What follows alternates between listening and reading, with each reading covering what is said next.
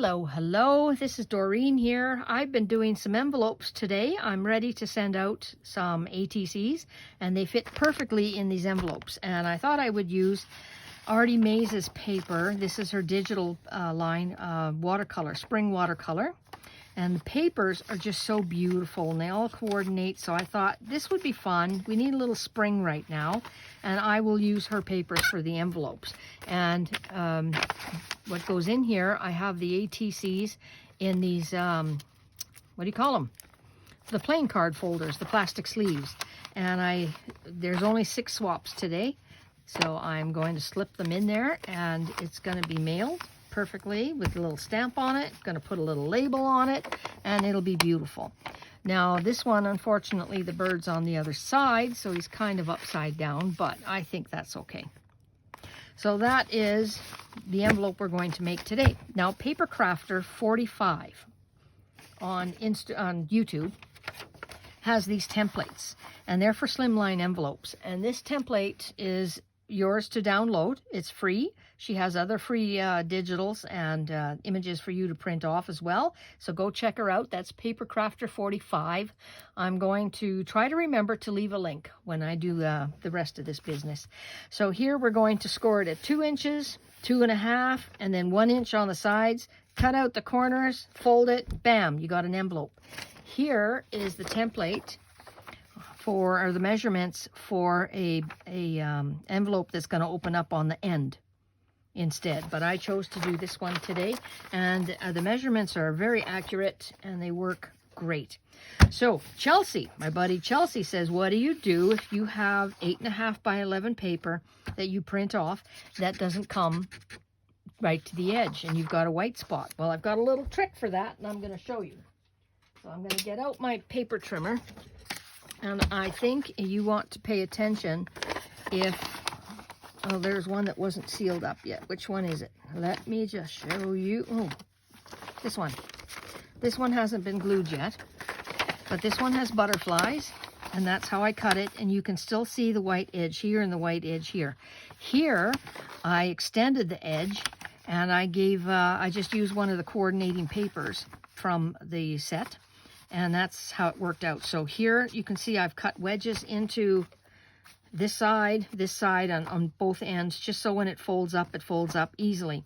So you want to keep in mind your 2-inch score at the top is going to be the top of your paper. So if you have butterflies, you want to score that at the top and 2.5 at the bottom.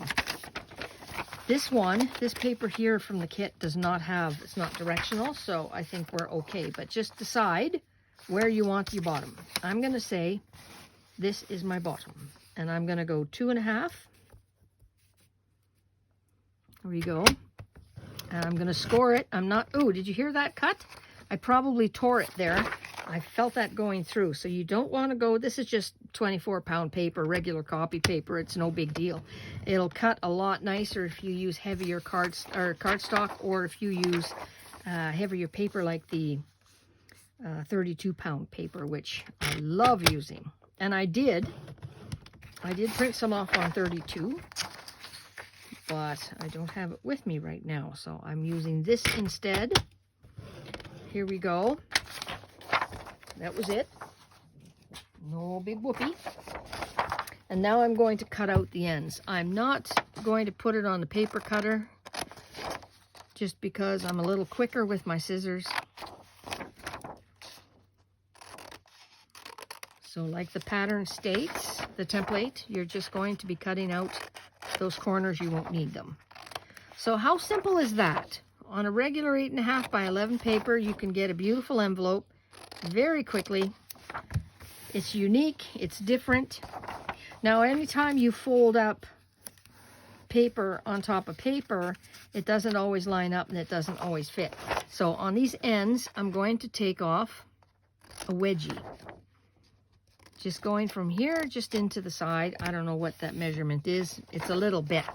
You're going to take off a little wedgie, going right to the point. And that's good. Now you can see here, this is the 2.5. So the 2.5 will be folded up. These will be folded in. And the 2-inch measurement at the top, that will be your topper. So to fold this out, you fold this in, you can see the wedgies here. You're going to bring this in, you're going to bring the bottom up, and the top part is going to fit perfectly on top. But I don't want this strip, and I do want to angle my pieces. So on the bottom, I'm going to take a wedge, same way, out of here. So now, and that'll get glued down just like that. And this top part, I want to make sure it covers up. So it's going to cover up this white part, and it's not going to be a problem. But my white part, if you wanted to make a little, you can see it's right about here and right about here that I need to trim in. So I'm going to come there, going to come in just a little bit and trim it to the corner. And trim it to the corner. That wasn't to the corner. Let's try that again. To the corner. And hopefully this is going to cover it up. Now I do have a little bit here showing. So what I could do is just to come in a little bit more to adjust that. And there you have it. It's covered. This one too needs a little bit, just a little bit. I know it's not going to be seen, it's not going to be no big deal, but I don't want it to show. There you go. So I'm going to glue this just like so. It's coming out about this way. Oh, got something wrong with my corner. Got to take that off. You can reinforce it with washi tape. You can further decorate this if you like. Anything you want to do will be great. And then I've got a beautiful pocket where everything can go in. Now here, this top part I want to cover up. So I'm taking an extra coordinating piece of paper. Ouch. And I'm going to take off that edge. And I'm going to cut it at 1 inch. And I'm going to use this. So I cut it the length, not the width. I cut it on the 11-inch side. My goodness, I'm crashing around like a bear. And now I'm going to put glue here along this edge. So, going to lay this on right to that line. Ta-da! Give her a good rub. Glue always activates better with a little bit of heat. So if you can, especially when you're using tape runner, so if you want to give it a little rub, and your hands will make that glue stick just a little bit better. Oops, it's too wet. There you go. And now we have a beautiful envelope, handmade by me, that has a nice little topper. So this could be where you put your return address. And there you go. There is a beautiful envelope for you to decorate, to do anything further with it, and send it along. So that's how I've done all these envelopes. And they're just beautiful. And the coordinating papers are really awesome. So there you go.